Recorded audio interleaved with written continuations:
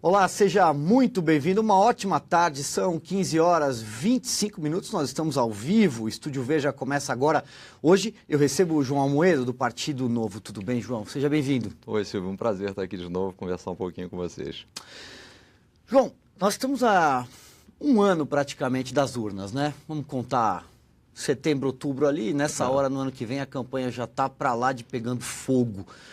O Partido Novo concorreu pela primeira vez nas eleições municipais, elegeu 4 vereadores. Eu queria começar o nosso papo te perguntando qual é a pretensão do partido para o ano que vem. Silvio, a gente tem 2 objetivos grandes aí. O primeiro é lançar uma bancada e eleger uma bancada significativa no Congresso, deputados federais. Então, estamos aí com a meta de colocar 35 deputados do Novo no Congresso. Nós entendemos que existe uma demanda enorme por renovação, por debate, por mudanças, por reformas no Congresso, e a gente quer estar representado lá, trazendo ideias, trazendo outras propostas para o Brasil. E estamos vendo esse quadro de candidatos à presidência e o Novo entende que tem a oportunidade aí de disputar e de também divulgar suas ideias. Então a gente vai ter também uma candidatura à presidência no ano que vem. Então, antes de eu te perguntar o nome desse candidato, eu quero convidar você que está nos acompanhando ao vivo pelo Facebook de Veja. Se você quiser participar, escreve aí nessa janelinha, eu estou acompanhando, vou ler o que você está escrevendo e passar aqui a pergunta para o João. Quem é o candidato do partido à presidência da República? Ainda não decidimos, isso vai ser uma decisão do partido. Eu me afastei do partido em 30 de junho da presidência, justamente até para ter a opção de eventualmente apresentar um pedido de pré-candidatura ao partido. Lembrando que no Novo a gente faz uma distinção muito clara de quem faz a gestão do partido e de quem está na área pública. Nós entendemos que as duas coisas têm que estar separadas, então a gente faz no estatuto do partido, está previsto isso. Eu me afastei então em 30 de junho, tem um prazo aí de pelo menos 15 meses, e vamos estar discutindo, estamos vendo outras opções também, mas estamos discutindo e o partido vai tomar essa decisão provavelmente aí num prazo relativamente curto, a gente imagina, até para poder nos apresentarmos, quer dizer, quem vier a ser o candidato, o Novo poder apresentar essa pessoa e começar a divulgar. A gente tem visto aí as pesquisas, né? Ontem mesmo saiu mais uma, um nível de rejeição CNT, enorme, né? Exatamente. A todos os candidatos que estão aí, uma demanda por algo novo. Então, a gente sempre imaginou o Novo como um projeto de mais longo prazo, mas existe uma oportunidade, mais do que uma oportunidade. Acho que principalmente existe uma demanda da população de algo diferente, de propostas diferentes, de gente diferente na política. Então, vamos atender esse pedido. Então... Eu tenho uma pergunta para te fazer sobre pesquisa, mas vamos por aí primeiro, por esse caminho que você trilhou, até porque muita gente que está nos assistindo nesse momento ainda não entende direito o que é o Partido Novo no cenário político brasileiro. O partido é um partido de centro, é um partido de direita? Como é que você resumiria de forma sintética o posicionamento desse partido que vai para a sua segunda eleição? Eu diria assim, eu gosto de dar uma definição muito prática do Novo, né? O Novo nasceu com um objetivo genuíno de melhorar a vida das pessoas. Então esse foi o nosso objetivo quando os cerca de 181 fundadores se reuniram para fazer o partido. Agora, o que a gente entende que é melhorar a vida das pessoas? É dar mais liberdade, colocar mais dinheiro de volta no bolso do cidadão. Com isso ele vai poder tomar as decisões, vai poder empreender, vai poder consumir, vai poder dar uma melhor escola, um melhor plano de saúde para os seus filhos. Então, assim, a ideia do Novo é reduzir o que tem hoje de privilégios enormes, que o Estado acaba concentrando riqueza, aumentando as desigualdades. Então, reduzir, de fato, essa atuação do Estado para que o indivíduo tenha mais dinheiro no seu bolso, né? E caiba a ele, com liberdade, tomar suas decisões.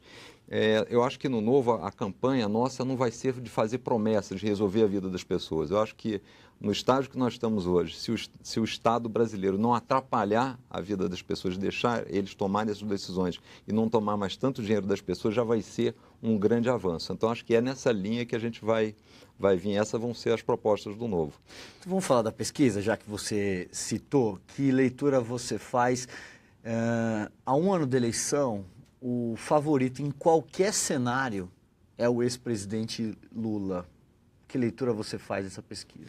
Eu acho que, na minha visão, é o seguinte, é a leitura de que ainda tem muita coisa para acontecer e um nível de rejeição, as pessoas não sabem ainda em quem votar. Então, os nomes mais conhecidos são os que aparecem. Eu até vi recentemente algumas notícias, algumas reportagens, as pessoas dizem, olha, eu mesmo sabendo que o Lula, se aparecesse um filme do Lula roubando, eu votaria nele.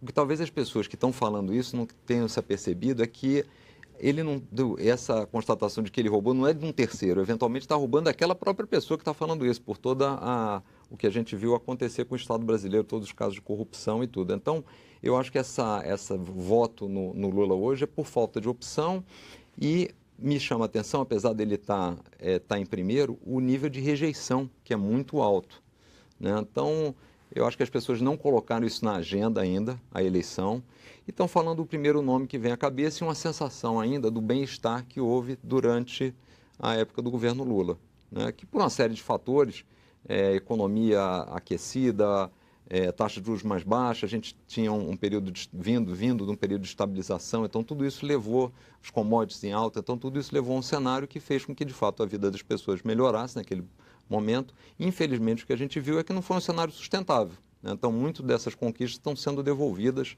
foram devolvidas nesses últimos anos. Mas, assim, respondendo objetivamente a sua pergunta, eu acho que é falta de opções ainda. Rejeição grande também para todos os outros que estão aparecendo, né? Isso também ficou demonstrado ontem na pesquisa, né? Sem dúvida. Agora, você acha que tem espaço para mais de um candidato no campo da centro-direita? A gente já tem um colocado aí, né? Jair Bolsonaro deve ser um candidato da direita, sem dúvida nenhuma. Tem espaço para mais um candidato, especialmente um pouco mais ao centro, imaginando um cenário em que o PSDB, sem dúvida nenhuma, deve ter um nome na disputa?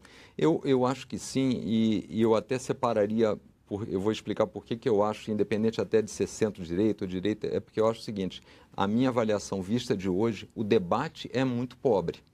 A gente não tem debate de ideias, não tem debate de propostas, não tem debate de soluções. O que a gente tem ainda hoje é muito embate. Quer dizer, a pessoa não explica o que ele vai fazer, ele, na verdade, fala o que o outro fez de errado. Então, acho que dentro desse conceito, eu acho que o Novo vai conseguir preencher um campo muito grande aí, ser um campo mais propositivo, né? Aliado também ao histórico, né? O que eu acho que a gente tem que ser, pelo menos a gente sempre nota muito isso nos políticos, quer dizer, a falta de coerência entre o que a pessoa fala e o que ela faz. Então, acho que dentro do campo da coerência e de algo mais propositivo, há um espaço, sim, para novas ideias, para outros atores. O Congresso Nacional, nesse momento, discute uma reforma política. Eu vou chamar até de um remendo de reforma política, porque, sem dúvida, não vai passar quase nada. Muita coisa, inclusive, já foi rechaçada. Mas um dos pontos é a cláusula de barreira. Seu partido é um partido jovem, um partido que vai para a segunda eleição, como a gente comentou agora há pouco. O que você pensa da cláusula de barreira? Assim, falando genericamente, eu acho que, primeiro, sobre a reforma política, eu acho que ela só tem um objetivo, isso está claro, é preservar no poder quem está lá. Então, ou a história do fundo democrático, que é trazer mais 3 bilhões e 600 milhões de recursos das pessoas para financiar partido político no momento que está o país. O distritão, que felizmente ontem foi reprovado. E mesmo a cláusula de barreira, no nosso entender, isso são sistemas para você consolidar quem está lá. Por que eu falo isso? Quer dizer, vamos pensar junto. A cláusula de barreira, o que ela faz? No fundo, também chamada de cláusula de desempenho, Sim. O que ela faz é dividir os benefícios os privilégios que os partidos têm. Então, ela serve basicamente para dizer o seguinte: olha, quanto cada um vai ter do fundo partidário, quanto cada partido vai ter desse fundo eleitoral e quanto ele vai ter de televisão. Se a gente não tivesse nenhum desses benefícios, nem o tempo de televisão, nem o fundo partidário, nem o fundão, não precisaria da cláusula de desempenho. A cláusula de desempenho já ocorre naturalmente pelo voto das pessoas. E a outra coisa que eu acho que a gente tem que questionar na cláusula de barreira ou desempenho é o seguinte: é porque a largada é muito diferente. Então, explicando um pouco melhor isso, quer dizer, esse fundo partidário da democracia terão partidos que, a se prevalecer o que está sendo proposto, estariam recebendo cerca de 450 milhões de reais e alguns partidos recebendo 2 milhões. Como é que você pode exigir uma cláusula de desempenho semelhante quando um parte de 450 milhões de dinheiro público e outro parte de 2 milhões de dinheiro público? Então, acho que até, se ela fosse existir, deveria ser todo mundo partindo do mesmo ponto. E o último ponto é o seguinte: a cláusula de barreira, na verdade, ela reduz a competição. Um partido que acabou de se formar deveria atingir o mesmo percentual de votos de um partido que existe há 20 anos. A minha preocupação com ela, até independente do caso novo, porque no caso novo, como a gente não usa o fundo partidário e a gente tem pouco tempo de televisão, ela acaba afetando pouco. Mas conceitualmente, a ideia de você restringir a concorrência através de uma cláusula de barreira, eu acho ruim, porque você prejudica o eleitor. Tudo que a gente quer como cidadão é ter opção, ter concorrência. Então, os grandes partidos, ao fazerem isso, implementarem isso, no fundo estão querendo restringir as opções para que se permaneçam no poder. Né? Pois é. João, vamos começar a conversar com o pessoal que nos acompanha aqui. Quero te convidar, escreve aqui na janela embaixo que eu estou acompanhando. Tem perguntas aqui sobre financiamento. Quem é que vai pagar a eleição ano que vem, dada a atual regra imposta pelo Supremo Tribunal Federal que veda o financiamento de pessoas jurídicas, de empresas, só permite financiamento de pessoas físicas? Quem vai pagar a eleição ano que vem? Primeiro, eu acho que a gente vai ter eleições muito mais baratas do que tem sido histórico recente, né? E eu acho que tem que ser doação das pessoas físicas, naturalmente, vão apoiar. E agora o que a gente vai ter que usar são os mecanismos, como a gente está fazendo aqui hoje, quer dizer, mídias sociais, vídeo, tudo isso. Você acha que as redes sociais eu acho que vão ter um papel a grande ferramenta, a grande janela eleitoral do ano que vem são as redes sociais? Eu acho que sim, é a história da tecnologia, fazer mais com menos, né? A gente tem visto aí a tecnologia ganhando espaço e dando uma produtividade, uma economia muito grande em várias áreas. Por que não na política, onde basicamente o que você quer é se comunicar, quer dizer, é a ferramenta ideal para isso. E eu acho que tem um outro dado que eu acho que é importante nesse aspecto, que é o seguinte: as pessoas hoje estão mais propensas a conversar sobre política, a ter um nível de consciência maior, a querer participar, porque viram que tem uma conta não participar, né? Então, acho que a demanda das pessoas sendo maior, necessariamente o seu custo de transmissão, o seu custo de propaganda vai ser menor. Então, o interessante vai ser entender como é que os políticos vão se adaptar a esse novo mecanismo aí.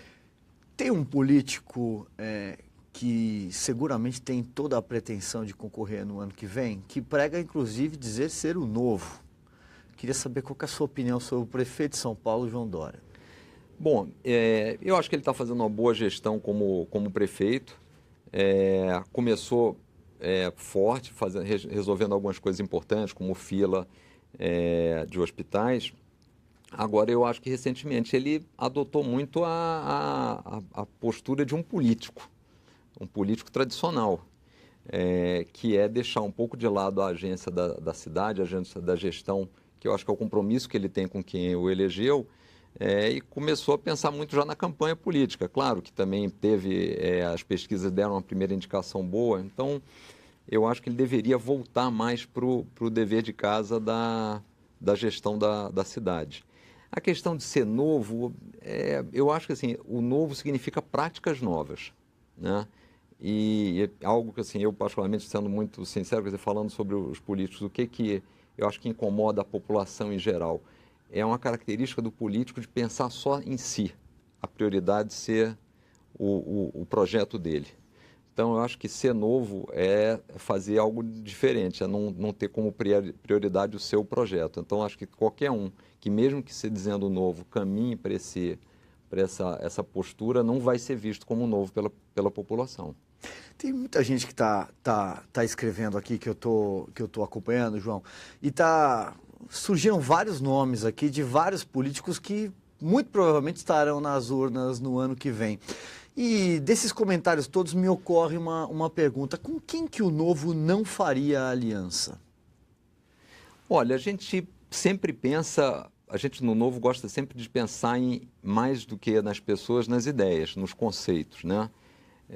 Então, a primeira coisa que a gente não faria são pessoas que acham que o Estado tem que aumentar a carga tributária, que tem que resolver ser um Estado mais intervencionista, mais paternalista. Então, esse tipo de filosofia nós não faríamos. A outra coisa, como eu comentei, a gente quer ter pessoas que tenham falado e sido coerentes, feito com aquilo que falaram.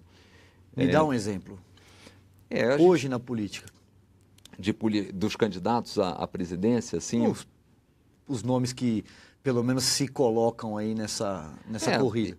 Eu acho que um candidato como o Lula, por exemplo, não dá nunca para imaginar. Quer dizer, Talvez nem seja candidato. Nem seja candidato. Mas outra linha também que a gente excluiria são aqueles que questionam as instituições legais. Então, é o seguinte, a gente teve, por exemplo, um processo de impeachment, que teve todas as fases e, no final, a presidente foi retirada. Tem gente que diz até hoje que aquilo foi um golpe. Né? Então, candidatos que pensam dessa forma não fazem o menor sentido. Outra coisa, no Novo a gente acredita muito no espírito de equipe, de você ter um time, de não ser o salvador da pátria.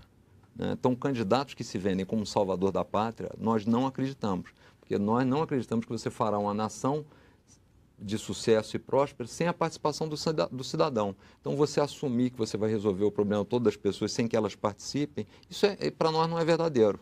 Tá certo? Eu acho que quem for ser candidato vai ter que dizer o seguinte, olha, a gente está disposto a fazer isso e conta com vocês fazendo a sua parte. Né? Caso contrário, não é factível, não é real. Então, infelizmente, eu acho que quando a gente começa a pensar nos nomes e vai nesses parâmetros, eu acho que a gente excluiria muita gente. Aqui nos comentários que aparecem no Facebook, eu já vi mais de uma menção à Petrobras, por exemplo. O Partido Novo é um partido privatista?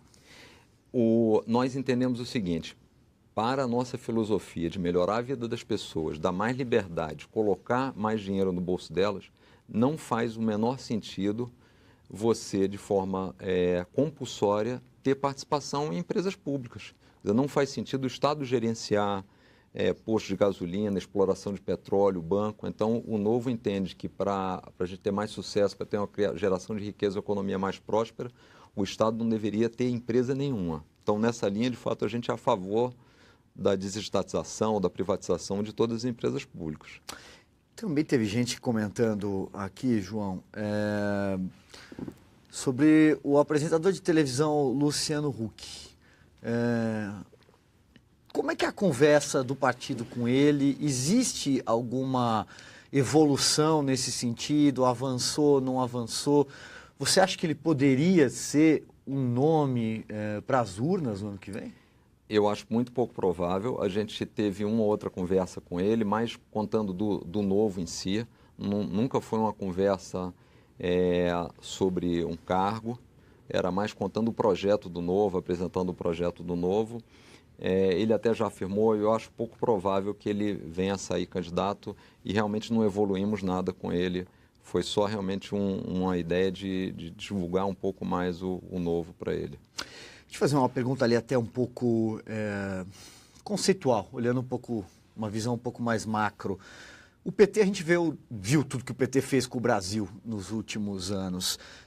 Agora, a gente está diante de um cenário no qual temos um governo mais uma vez encurralado com denúncias de corrupção, com o seu núcleo duro, para usar essa expressão que eles tanto gostam lá em Brasília, com sua cúpula totalmente enxovalhada de denúncias. O PSDB, por sua vez, tem o presidente licenciado, também encurralado com denúncias. Que diferença existe na sua avaliação aí entre todos esses partidos? O que aconteceu com a política nos últimos tempos? Infelizmente, quer dizer, a gente fala muito do problema do Estado, né? O Estado inchado, o Estado grande, mas na verdade o grande problema é como o Estado tem sido operado. E as pessoas, na verdade os políticos, entraram lá para se perpetuar, com um discurso que queriam resolver os nossos problemas, então com isso o Estado foi inchando, crescendo, e isso serviu só para manter essa turma no poder. A solução clara, e que a gente acredita muito, é o seguinte: dificilmente, é um risco que a gente sempre correrá, de ter políticos que vão para lá e vão atuar em seu próprio benefício. Como é que você minimiza isso? Justamente tendo um Estado menor, deixando as pessoas resolverem. Né? Então, no Brasil foi se criando, a gente até brincava no passado dizendo o seguinte, que no Brasil não existiu oposição, existiu concorrência. Quando você via o PT e o PSDB, não existia uma distinção clara entre projetos para o país. O que existia era uma venda de currículos, um pouco melhor do que o outro, mas então eram muito mais concorrentes do que opositores. E, infelizmente, esse é o quadro no Brasil da grande maioria dos partidos, né? Não é à toa que nós chegamos nessa situação. E eu acho que a grande diferença do Novo aí nesse ponto é não ter medo e dizer o seguinte, o Estado não está aqui, nós não estamos aqui para resolver a sua vida, a gente está aqui para não atrapalhar. E essa história, esse discurso que você tem ouvido ao longo do tempo, que a gente vai fazer isso, vai fazer aquilo, foi só um subterfúgio para nos dar mais poder, para nos perpetuar aqui e você pagar a conta sem receber nada em troca, né? Então, e agora a grande vantagem, esses escândalos que foram levados ao limite, acordaram a população, pelo menos uma parte delas, essa é a crença que a gente tem. Por isso nós achamos que vai ter uma mudança, e a gente só está vendo isso nas pesquisas, essa grande demanda por renovação, quer dizer, as pessoas não querem mais ser enganadas. Né? Muito bem. João, quero agradecer mais uma vez aí a gentileza de você ter vindo aqui ao Estúdio Abril. Nada, eu que agradeço, sempre um prazer. Obrigado, Silvio. E muito obrigado a você que nos acompanhou ao vivo pelo Facebook. Daqui a pouco tem o repeteco desse programa lá no site de Veja. Uma ótima tarde, a gente se vê amanhã.